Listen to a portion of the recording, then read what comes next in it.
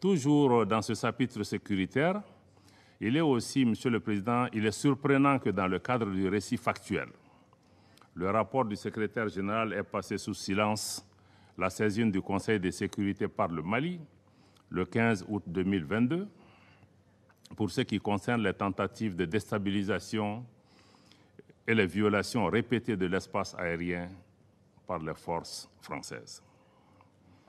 Ces actes d'agression d'une extrême gravité qui constituent, vous le savez, une violation de la Charte des Nations Unies, mais aussi une violation du droit international. Nous pensons que, mesdames et messieurs les membres du Conseil, que ces actes ne doivent pas rester sans suite et votre Conseil est interpellé fortement au Mali et en Afrique et ailleurs. C'est pourquoi le gouvernement renouvelle sa demande d'avoir une réunion spécifique du Conseil de sécurité qui lui donnera l'occasion de présenter des preuves concrètes des actes de duplicité, d'espionnage et de déstabilisation de la France à l'encontre du Mali, y compris le partage de renseignements et le largage de matériel au profit d'organisations criminelles qui sont à l'origine de l'insécurité et des violences contre les populations civiles qui, mesdames et messieurs, attendent du Conseil de sécurité qu'il assume sa responsabilité principale de maintien de la paix et de la sécurité internationale. Nous avons également pris à témoin, à travers cet exercice, l'opinion publique nationale et internationale qui doit être édifiée, pour une fois, sur les causes profondes et les facteurs qui créent l'insécurité, la déstabilisation et l'expansion du terrorisme dans le Sahel.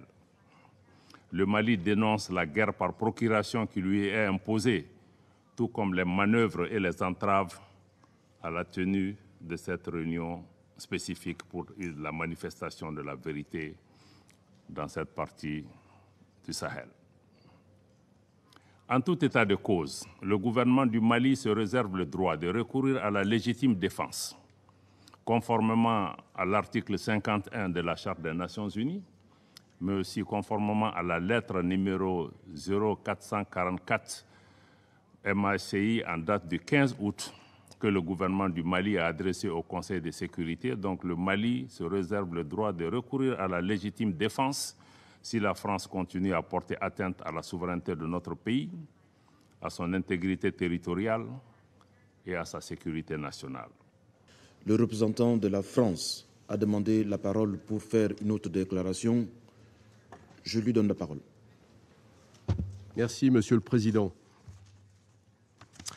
Je tiens à rétablir la vérité après les accusations mensongères et diffamatoires du gouvernement de transition malien, telles que contenues dans la lettre transmise au Conseil de sécurité le 15 août et répétée à l'instant devant ce Conseil par le ministre des Affaires étrangères du Mali. Je rappelle que le redéploiement de l'opération Barkhane en dehors du territoire malien s'est achevé le 15 août avec le départ du Mali du dernier soldat français. Le communiqué publié à cette occasion par la présidence de la République française a été transmis aux membres de ce Conseil.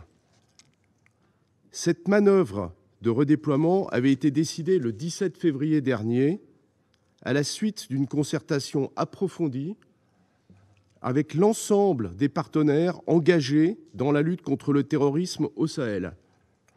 Elle reposait sur le constat que les conditions politiques et opérationnelles n'étaient plus réunies pour rester engagée au Mali.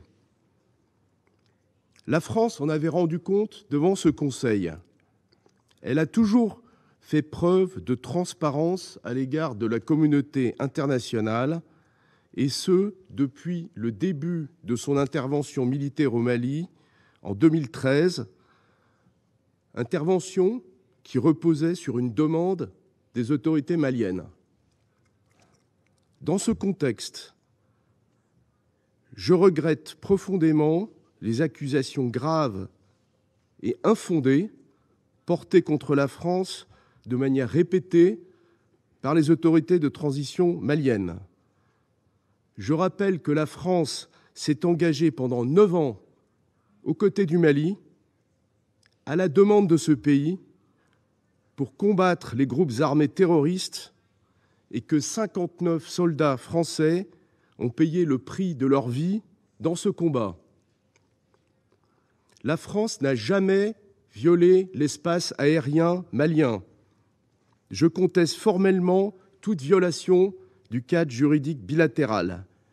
La France se conforme aux prescriptions de l'accord conclu par l'échange de lettres en 2013.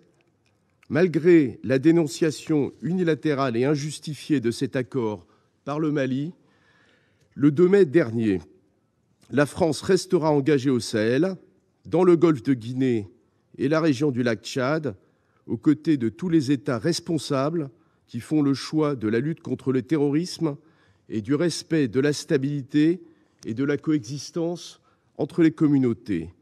Nous poursuivrons le combat contre le terrorisme en coordination avec l'ensemble de nos partenaires et nous continuerons également à soutenir les populations civiles qui sont les premières victimes du terrorisme. Je vous remercie.